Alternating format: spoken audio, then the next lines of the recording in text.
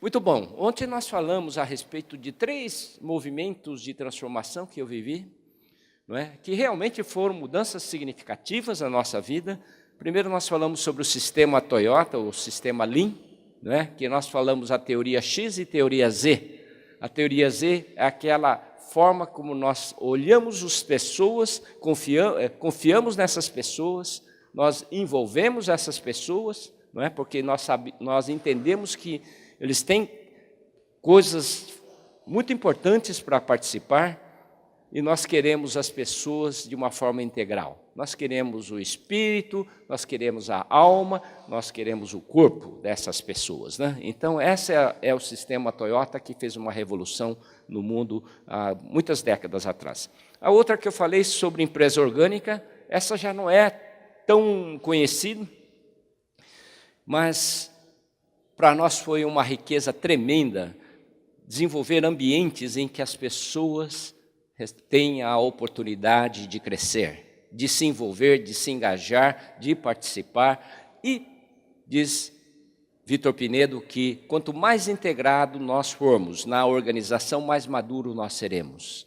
Então nós temos um papel, né, de levar as pessoas à maturidade. E nós falamos sobre a escola Imagine, Profound Learning, onde que nós passamos responsabilidade para os alunos, para que a aprendizagem seja a responsabilidade dos alunos. Baseado nossa crença de que transformação é passar responsabilidade para as pessoas, a UDF fez, nesse ano, né? Esse ano nós fizemos um movimento já. Nós criamos os comitês locais, porque nós entendemos que daqui da UDF nós não podemos ficar desenvolvendo estratégias, alimentando as pessoas nas cidades. Então, gradativamente, nós estamos criando, ainda na fase inicial, criando comitês locais. Comitês locais são pessoas de diversas igrejas, diversos ministérios, não é? Que vão começar a pensar estrategicamente na cidade.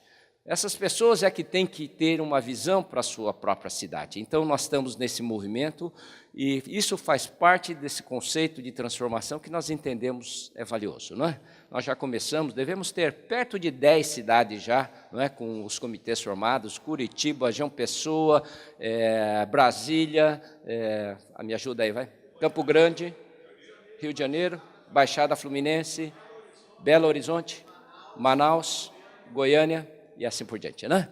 Começando, obrigado.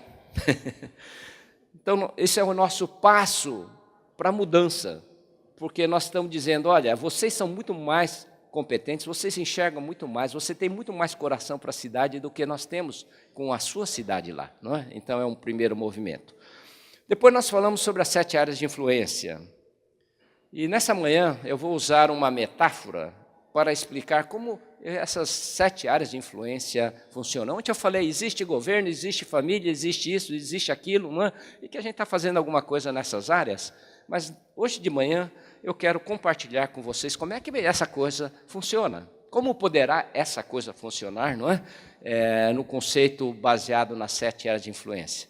Eu vou ter que fazer uma coisa que eu não gosto de fazer, tá? Eu vou ler um trecho relativamente longo, de um paper, de um artigo que eu escrevi, não é? Ele é meio longo, mas eu acho que eu vou ganhar tempo se eu ler. E eu estou querendo, realmente, nessa hora que eu tenho com vocês, eu creio que nós temos coisa muito preciosa, não é? Para mim, é o filé mignon da minha parte aqui, não é? Que é a coisa relevante que eu queria passar, mas eu preciso passar esse tema de 7 áreas de influência, e como eu escrevi um paper, como eu escrevi um artigo, eu quero ler para vocês, e eu peço para vocês pacientemente me ouvir, né? E presta atenção aí, que eu não tenho revólver aqui, tá? Eu estou desconfiado que alguém já trouxe aquela bazuca aqui escondida, né? A cidade fortificada, o nome do paper, né, que eu escrevi chama Cidade Fortificada. É uma metáfora, tá? Os habitantes decidiram construir ao redor de toda a cidade um muro alto e forte, com 7 portões de ferro para controlar o acesso das pessoas. Eles queriam se proteger dos constantes ataques dos inimigos que insistiam em invadir a cidade para saquear suas casas, violentar suas mulheres e matar seus moradores. Os 7 portões haviam sido projetados de tal maneira que, ao sinal de qualquer ameaça de invasão, podiam ser rapidamente fechados, protegendo os habitantes dessa cidade das atrocidades dos inimigos. Depois de concluída a obra, os líderes se reuniram para estabelecer o plano de segurança e nomear os encarregados pela vigilância dos portões e muros da cidade. Definiram que o portão 1 seria supervisionado pelo grupo empresa, o portão 2 pelo grupo entretenimento, o grupo 3 pelo grupo escola, o 4 pela família, o 5 pelo governo, o 6 pela igreja e o 7 pela mídia. Com a construção dos muros, eram necessárias poucas pessoas para fazer a vigilância, permitindo que a maior parte da população pudesse trabalhar durante o dia e descansar tranquilamente durante as noites. Também ficou combinado que cada grupo cuidaria internamente do bem-estar das pessoas dentro de cada área de influência. Assim, o grupo empresa ficava responsável pelas pessoas que estavam dentro da sua área de influência. O grupo entretenimento ficava responsável pelas pessoas de sua área de influência e assim por diante.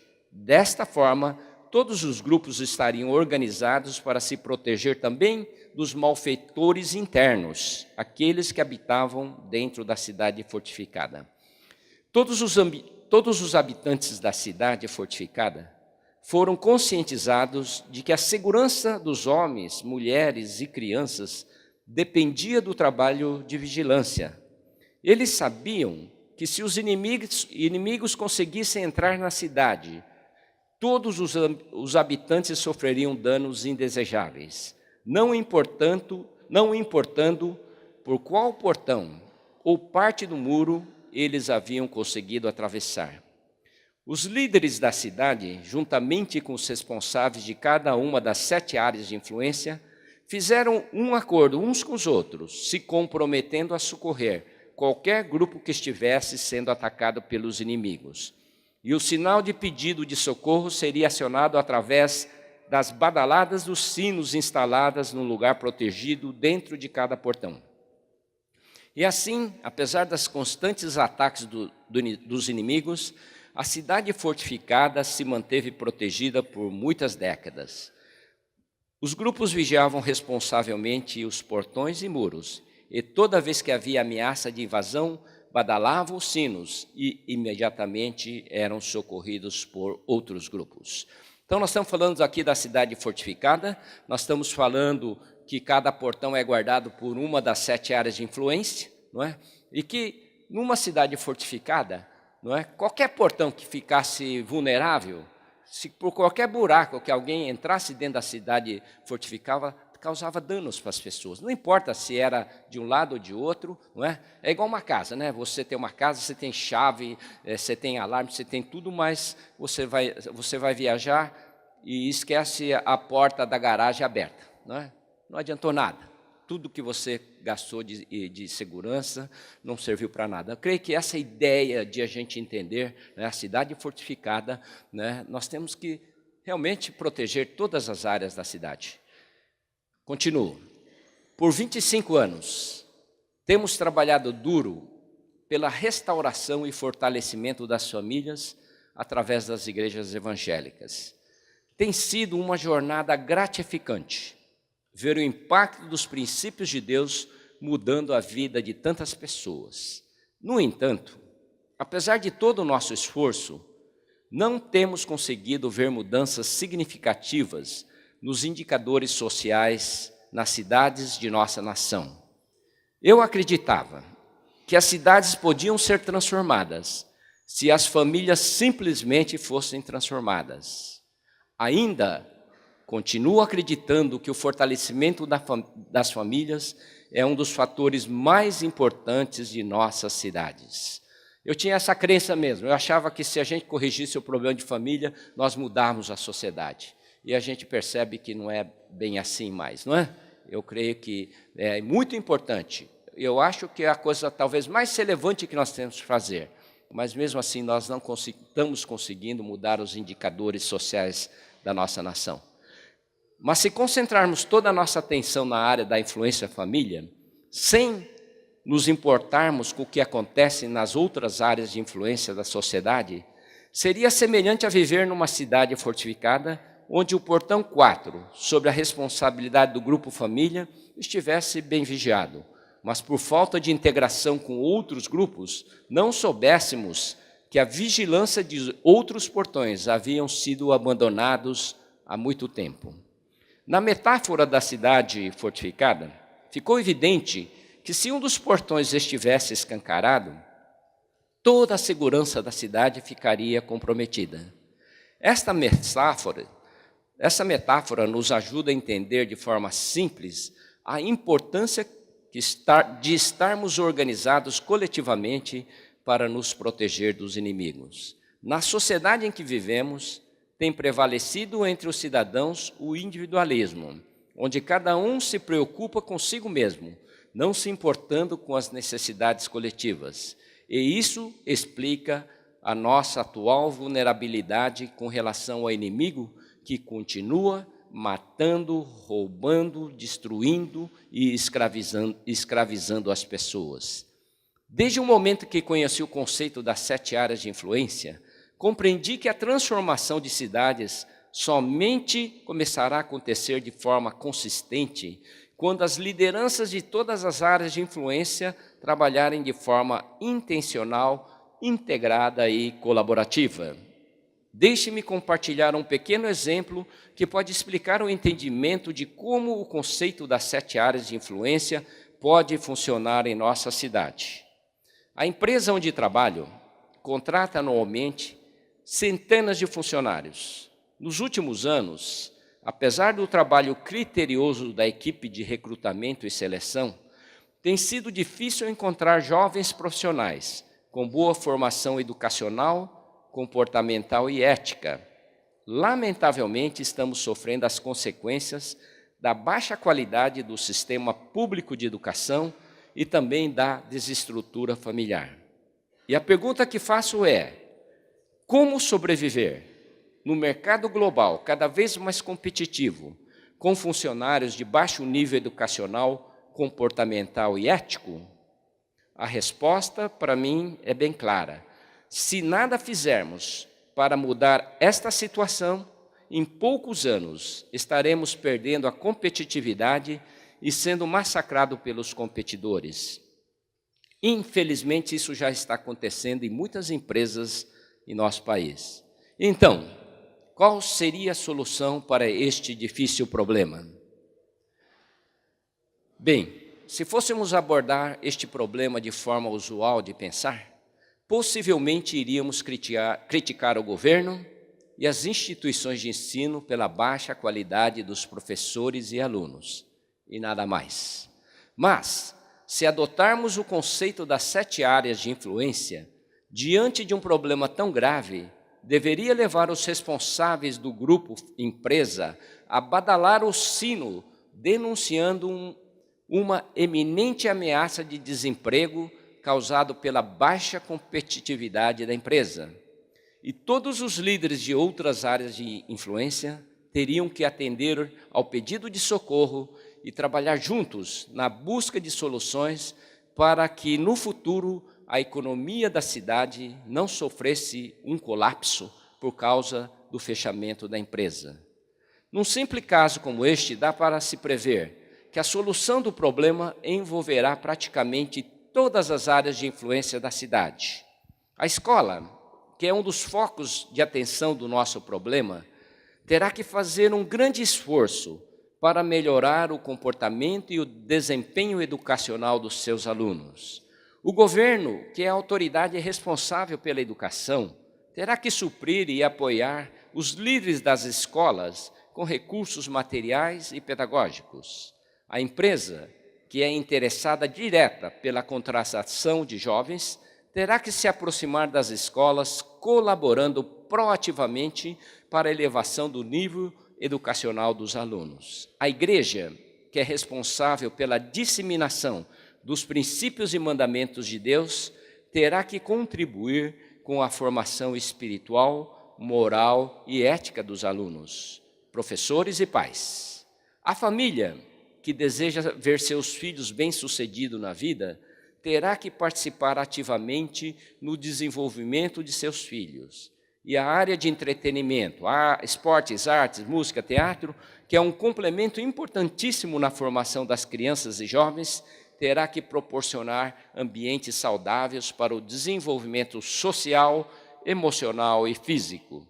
E, finalmente, a mídia, que é a área responsável pela transmissão das informações, manterá os cidadãos informados sobre as ameaças, as necessidades, os avanços, as vitórias e os acontecimentos em todas as áreas de influência da nossa comunidade. Espero que este simples exemplo tenha ajudado a esclarecer como o conceito das 7 áreas de influência poderá funcionar. Esse é um paper que eu escrevi, vai estar disponibilizado para vocês depois, não é? Vocês não precisam, é um texto muito longo. E eu creio que começamos a entender como é que esse negócio de 7 áreas funciona. Porque quando a gente olha isoladamente, a gente não vai ter o efeito esperado. Mas quando nós pensamos isso de uma forma coletiva, eu creio que nós podemos fazer uma grande diferença na nossa nação. Hoje nós estamos vivendo, quando a gente fala de cidade fortificada, a gente é remetido ao livro de Neemias. E no livro de Neemias, capítulo 1, versículo 3, existe uma passagem que diz assim: as pessoas que ficaram lá estão em grande miséria e desprezo. Os muros de Jerusalém estão derribados e as suas portas queimadas a fogo. Eu creio que quando nós olhamos a nossa nação, eu acredito que nós estamos mais ou menos desse jeito. Os muros derribados, as portas queimadas, e nós vivemos uma vergonha, não é? Desprezo. Então, uma das coisas que eu gostaria de compartilhar, é uma coisa importante, é o conceito de foco nas cidades e comunidades. Não adianta a gente querer resolver o problema do Brasil como um Brasil inteiro. Mas eu acho que quando nós começamos a pensar em comunidades, pensamos em cidades, né? Seja bairros que for, eu creio que fica mais viável para a gente entender, não é? Fica mais fácil de entender. Ontem eu estava falando com a doutora Rosana e ela disse que ela estava mapeando na cidade focos onde há gravidez de adolescentes, não é? E tem alguns lugares da cidade que o índice de gravidez de adolescente é altíssimo, comparado com outros, né? Então ela estava dizendo, olha, nós estamos estrategicamente querendo fazer alguma ação nessa região da cidade. Poxa, que bonito, não é? Porque entendeu que nós somos agentes de transformação de uma comunidade, de uma cidade. Então, o conceito de cidade é muito importante. Outra coisa que eu gostaria de compartilhar com vocês é com relação ao reino de Deus. Eu fui ensinado a minha vida inteira, cristã, de que reino de Deus é a igreja. E aí eu sou um empresário, eu estou lá na empresa, não é? E aí eles me chamam que esse lugar onde eu estou na empresa chama secular, que não é santo, é um lugar secular, é um lugar que não tem muito valor espiritual. E aí eu sou empresário, né? Falo, sinto muito mal quando se usa a palavra secular, porque parece que nós somos pessoas de outra categoria, não é? O pessoal da polícia deve concordar comigo, né? Parece que lá é outro lugar. Não, lá não tem nada de santo, nada de espiritual, não é? Lá é outra coisa.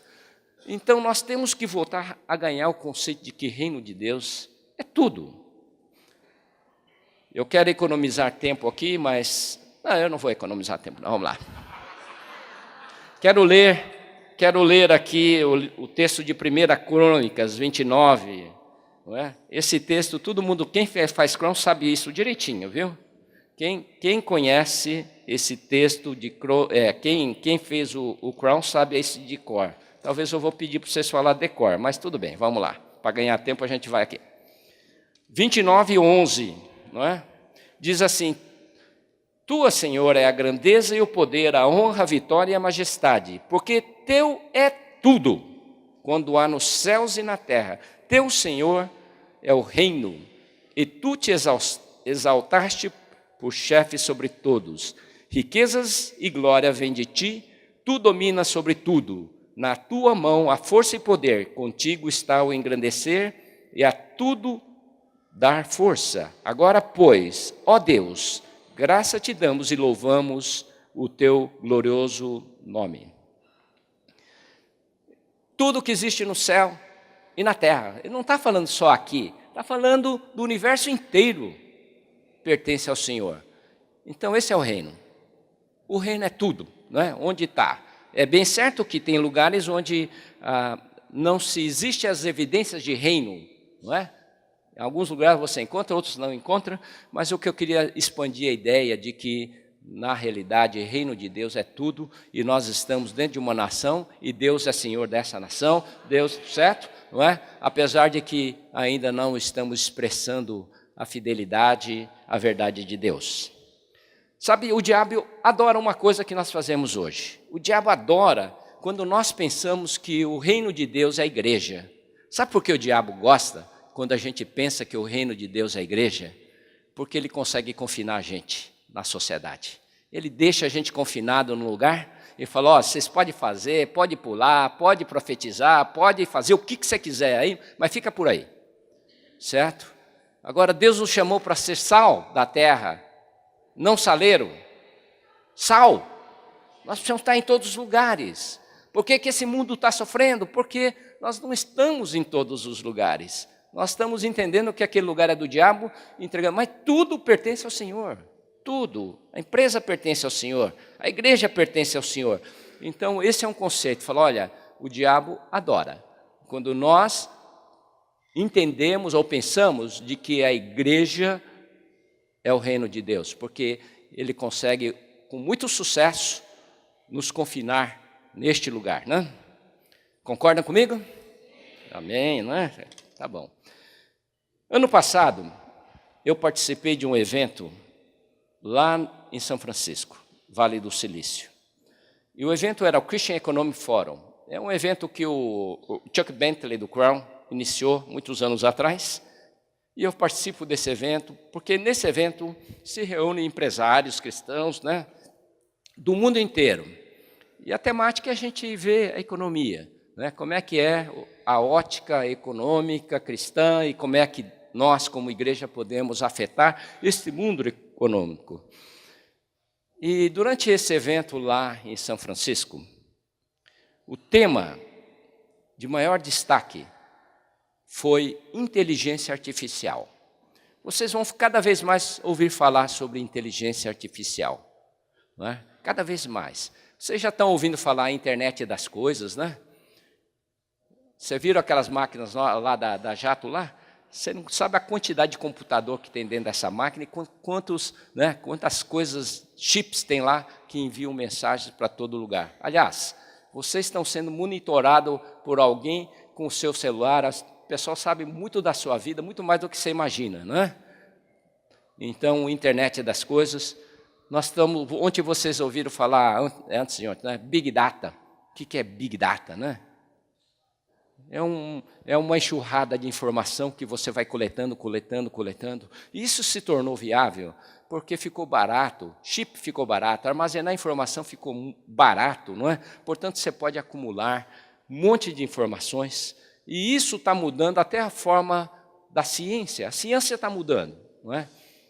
Nós estamos falando de robotização, não é? Robotização. E durante esse evento no Christian Economic Forum, vários assuntos são falados, né? Eu falei sobre a cidade fortificada, certo? Mas tem gente que falou sobre a questão da inteligência artificial. E o tema que prevaleceu naquele momento foi inteligência artificial. Por que esse assunto ficou assim, muito evidente, muito em destaque? Porque, segundo alguns especialistas, existe a tendência de desemprego em massa.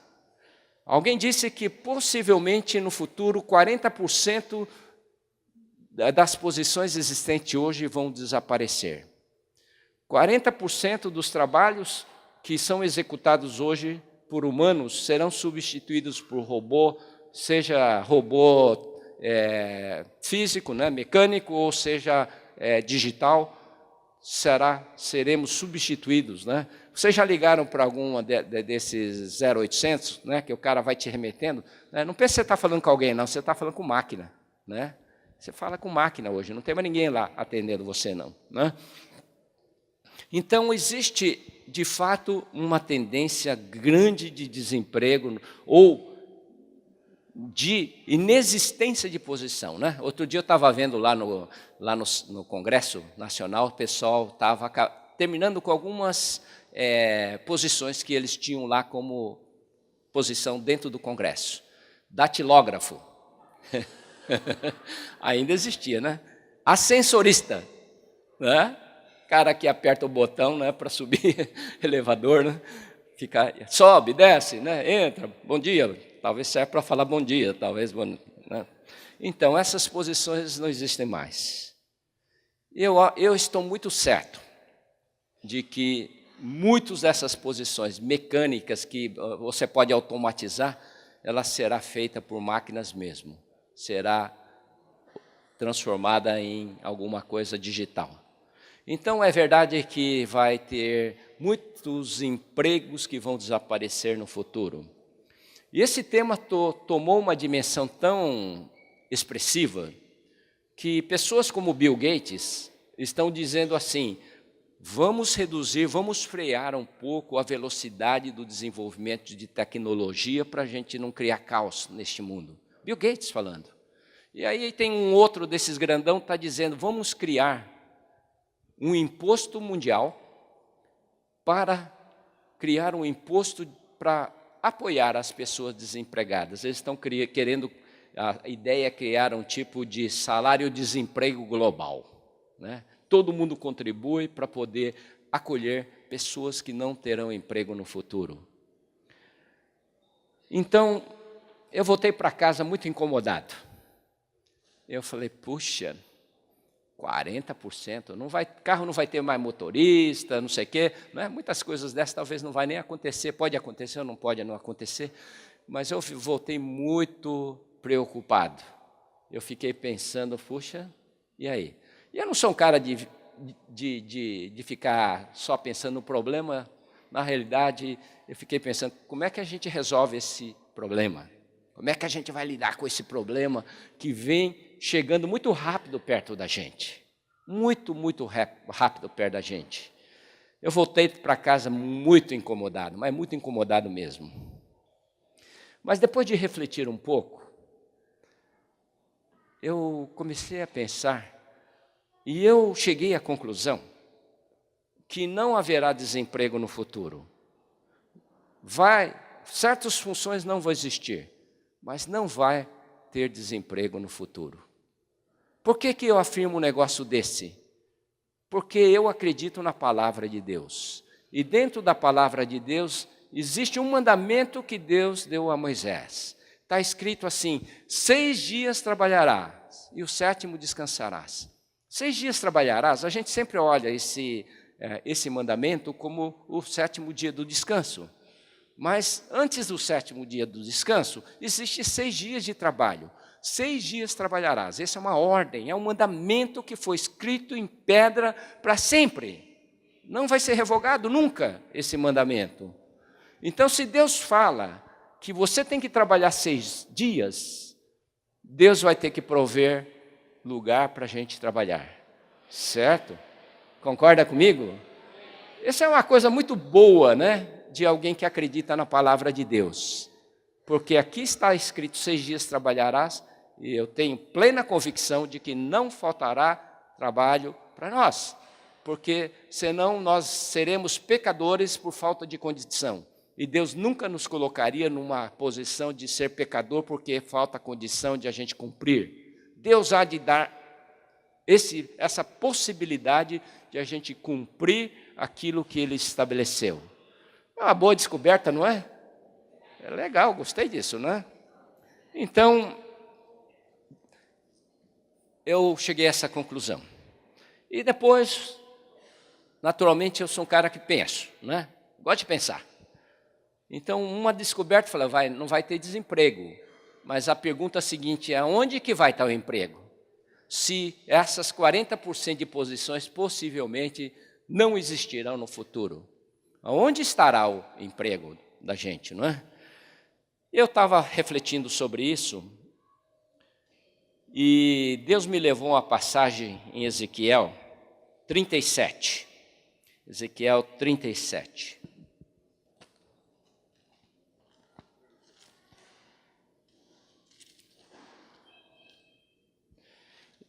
Ezequiel 37, ele fala sobre aquela passagem chamada Vale dos Ossos Secos. Eu vou ler também, é um texto relativamente longo. Veio sobre mim a mão do Senhor, ele me levou pelo Espírito e me deixou no meio de um vale, que estava cheio de ossos. Me fez andar ao redor deles, eram muito numerosos na superfície do vale, estavam sequíssimos. Então me perguntou, filho do homem, acaso poderá reviver esses ossos? Respondi, Senhor Deus, tu o sabes.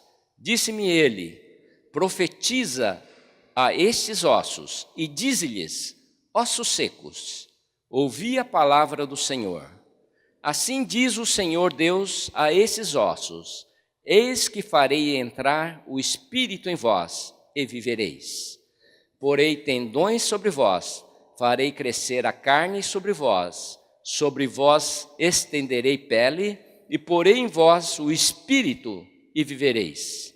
E sabereis que eu sou o Senhor. Então profetizei segundo me fora ordenado. Enquanto eu profetizava, houve um ruído, um barulho de ossos, que batiam contra ossos e se ajuntavam, cada osso ao seu osso. Olhei e eis que havia tendões sobre eles, e cresceram as carnes, e se estendeu a pele sobre eles, mas não havia nele espírito. Então me disse, profetiza ao Espírito, profetiza ao Filho do Homem, e diz-lhe, assim diz o Senhor Deus, vem dos quatro ventos, ó Espírito, e assopra sobre estes mortos para que vivam. Profetizei com ele, como ele me ordenara, e o Espírito entrou neles, e viveram e se puseram em pé, um exército sobremodo numeroso. Essa profecia é muito conhecida. E quando eu estava nesse incômodo muito grande, eu não sei como eu me remeti a isso, mas que me conectei, não é? Talvez seja realmente espiritual, Deus tenha dado uma revelação de ir para essa palavra. No processo da morte, quando uma pessoa morre, não é?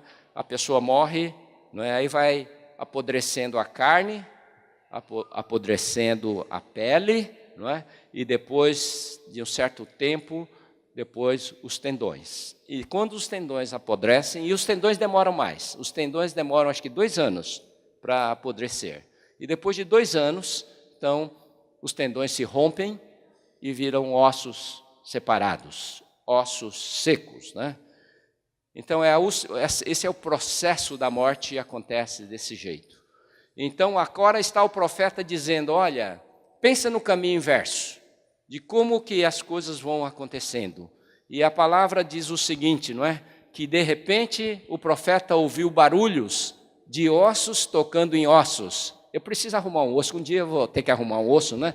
E começar a bater os ossos aqui para ver como é que é esse barulho de osso batendo com osso. É toque, toque, toque, né? Vamos falar toque, toque, toque, vamos ver se você sabe fazer barulho de osso batendo. Vai lá. Toque, toque, toque. Ué, mais ou menos, né? Então houve um barulho, um ruído de ossos batendo contra ossos. E cada vez, à medida que eles iam se posicionando, se ajuntavam, cada osso ao seu osso. Sabe que nós, como nação, como sociedade no modo geral, não só o Brasil, por muitas décadas, nós temos caminhado cada vez ao individualismo. E o individualismo significa osso seco, osso separado do corpo, um vale cheio de ossos. Esse individualismo nos trouxe até aqui, não é? Cada um achando que é bom ser, não é? É bom ser sozinho. Se eu tiver um cartão de crédito e dinheiro na conta, está tudo bem. O dia que eu envelhecer, não quero depender dos meus filhos, eu vou criar um dinheiro para poder ficar num asilo. Nós criamos uma mentalidade muito individualista. Mas o momento que nós vivemos, e creio que esse é o momento profético que... Posso estar errado, tá, gente? Mas eu acho que tem sentido. O momento de Deus agora é para começar a posicionar os ossos, de trazer os ossos. Quando nós estamos falando de 7 áreas de influência, o que é que nós estamos falando? De aproximar instituições, aproximar uma pessoa da outra, aproximação, né, dos ossos que estão secos, sequíssimos. Então nós vivemos possivelmente esse momento que nós vamos começar a ouvir esse barulho, né? Esse barulho espiritual de ossos se aproximando de ossos, né? O osso do dedinho se aproximando, né, do outro. Eu não sei esses nomes, metacarpo, sei lá, essas coisas aí. Eu não sou muito bom nisso, né? Então começa a se ajuntar e se posicionar os ossos nos seus lugares. Eu creio que esse é o tempo de ajuntar. É o tempo de reposicionar, de repensar. E creio que esse evento está muito alinhado com isso que nós estamos falando. Deixe-me dar alguns exemplos dos benefícios que a gente tem quando a gente se aproxima e conecta, né? Cria tendões. Existem pesquisas que mostram o seguinte, que quando a família do aluno se interessa pela educação do aluno e participa na vida do aluno juntamente com a escola, a família se aproxima da escola e cria vínculos com a escola, acompanha a vida do aluno. Pesquisa mundial. A performance deste aluno aumenta 70%. Pasme, 70%. Então, se nós queremos começar a melhorar a educação dos nossos filhos, uma simples coisa, da presença da família, dos pais, na vida do aluno, acompanhando, indo para a escola, conversando com os professores, mantendo uma relação com a escola, a performance do aluno sobe 70%. Simples assim. Extraordinário, não é? E nós estamos aí querendo falar mal dos professores, falar mal disso, daquilo, não é? Mas eu creio que nós temos coisas muito simples para fazer que pode mudar a performance.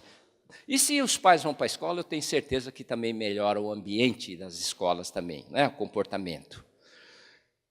Existe um material recente que o Craig Hill me mostrou, chama Boy Crisis, a crise do menino. E dentro dessa pesquisa que o Craig me mostrou, diz o seguinte, que a presença do pai, homem, na vida do filho dentro de casa, tem um impacto tremendo. Nós estamos falando de juntar ossos. Pai, um osso é um pai, outro osso é o filho, e criar vínculos, não é?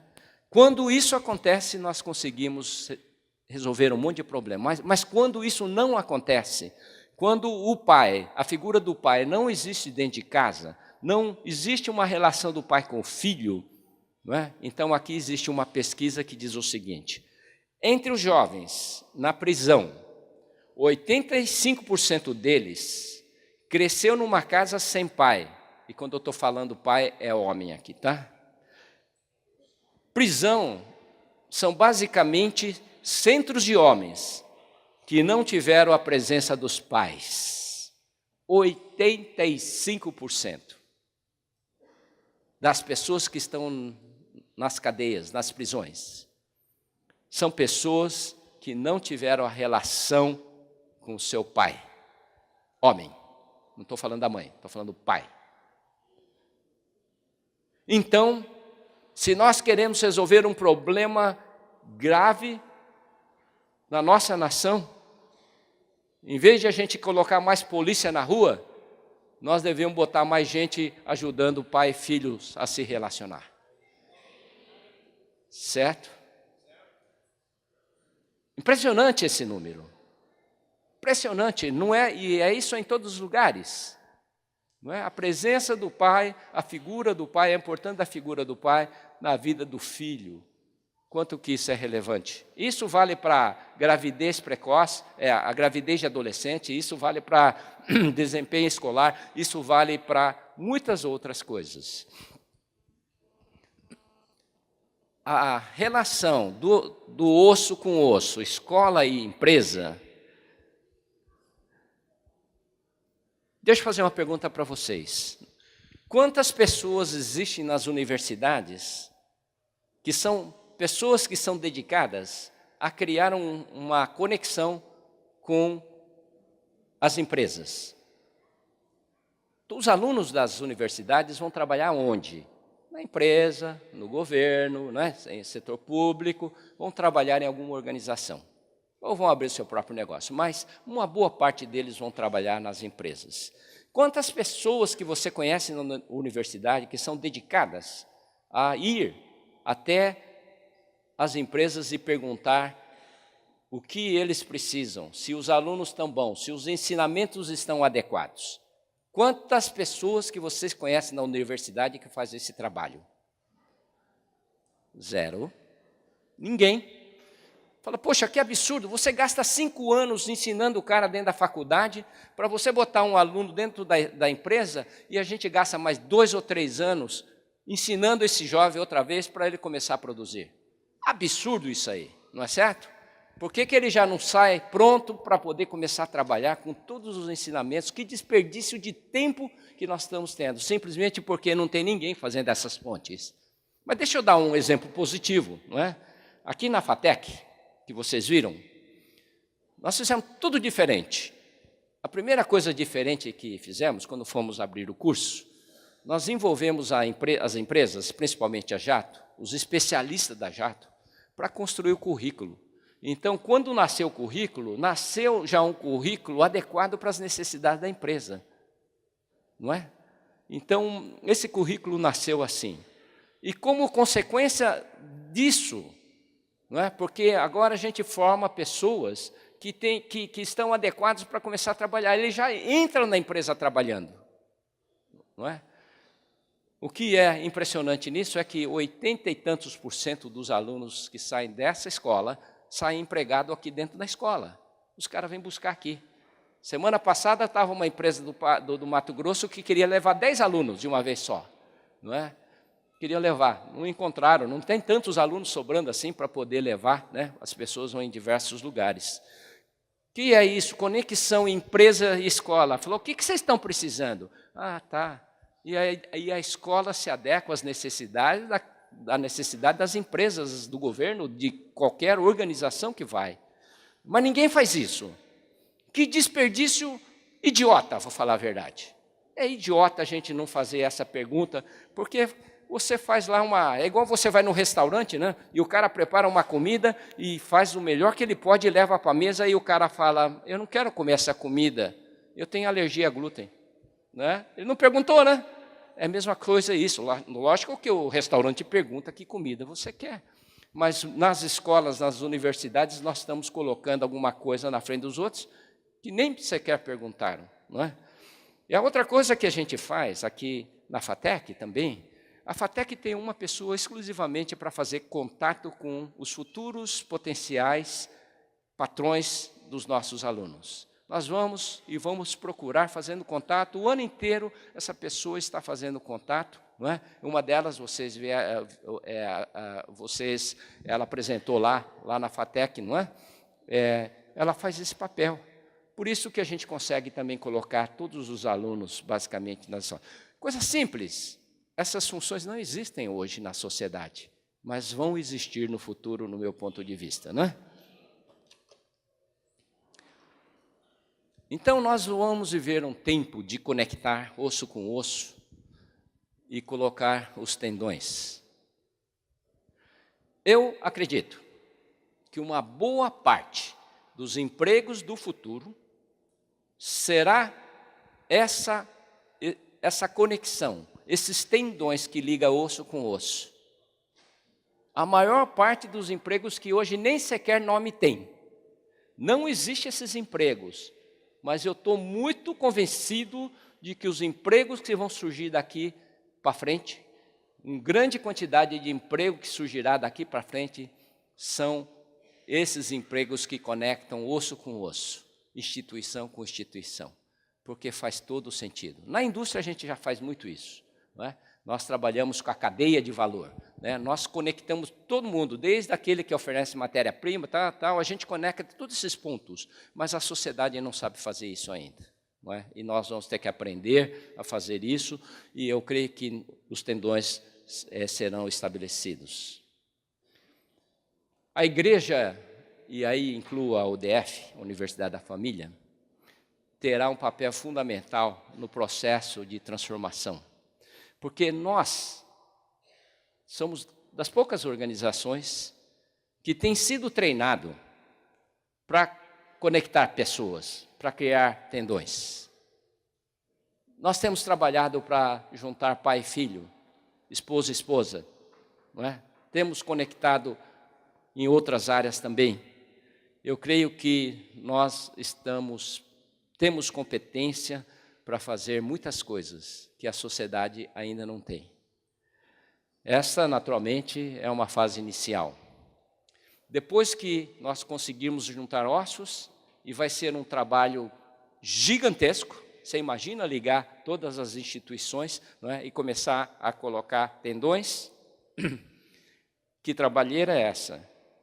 Mas essa é a primeira fase, e depois que vier, então, essas conexões, então virá a carne e a pele, não é?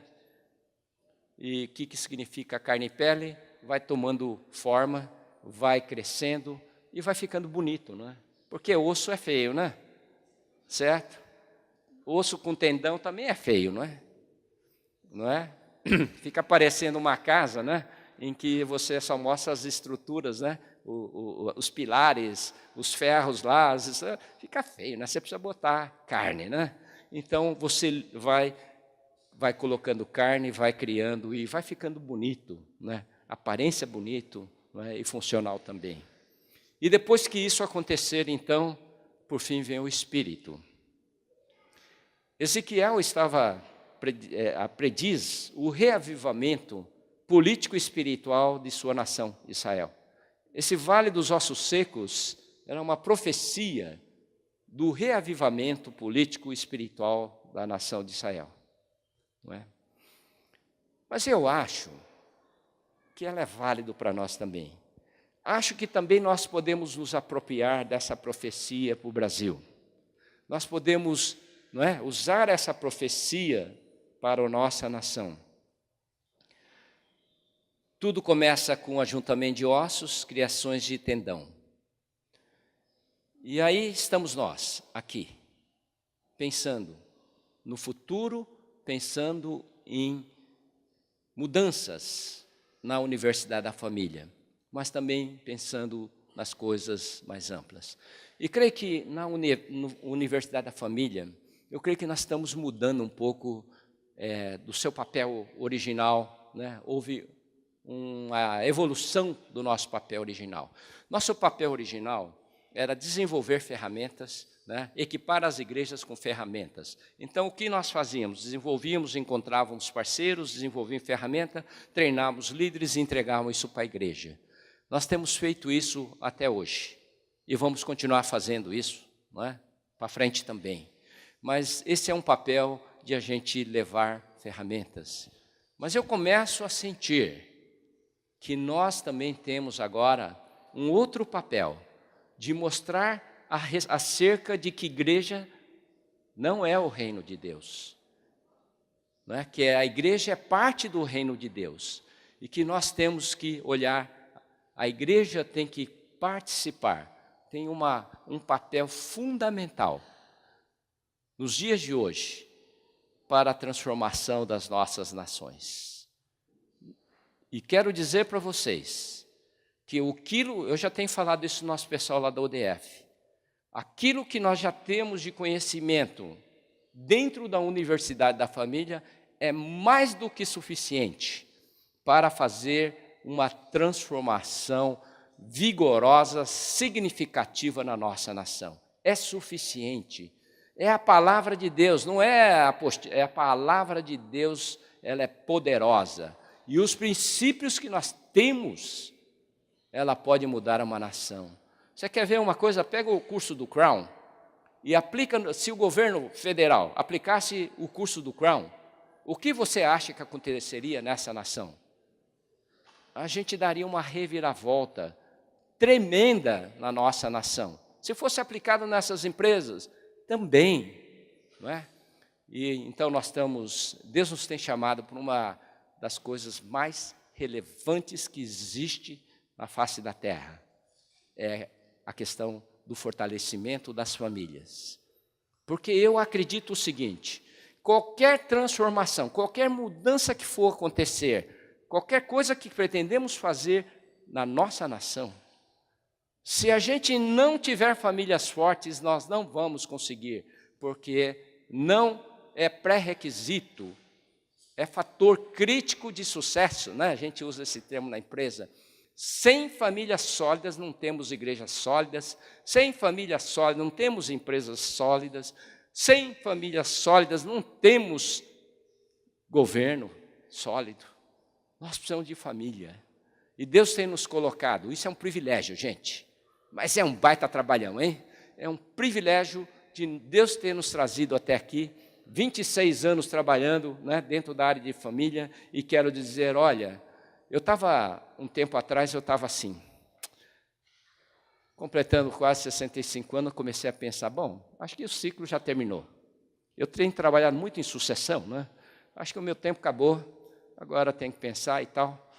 Mas à medida que eu fui encontrando esse negócio, né, de pensar em 7 áreas de influência, de pensar na transformação de uma comunidade, quando eu comecei a olhar tudo isso, começou a vir novamente uma nova energia, né, e falar, puxa, tem muita coisa para fazer. Então, o meu projeto inicial, de que era ir fazendo a aterrissagem suave, né, parando devagarzinho, na realidade, eu acho que eu vou ter que continuar um pouco mais, né, se Deus me der saúde, não é?